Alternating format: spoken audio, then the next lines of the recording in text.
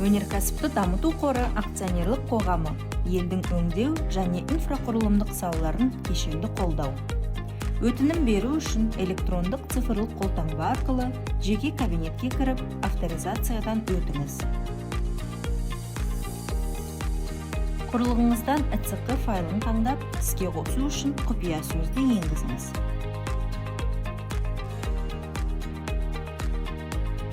Бағдарламалар бөліміне өтіп, тізімнен қажетті бағдарламаны таңдап, келесі ақпаратты толтырыңыз.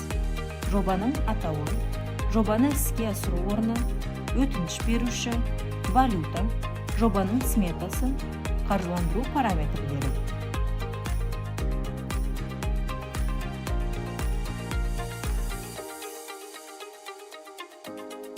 Енгізілген ақпаратты растау үшін сақтау батырмасын басыңыз.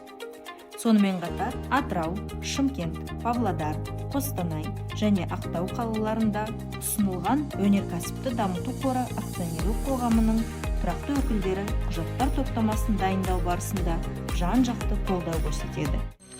Өнеркәсіпті дамыту қоры, біз жетістіктерді қаржыландырамыз.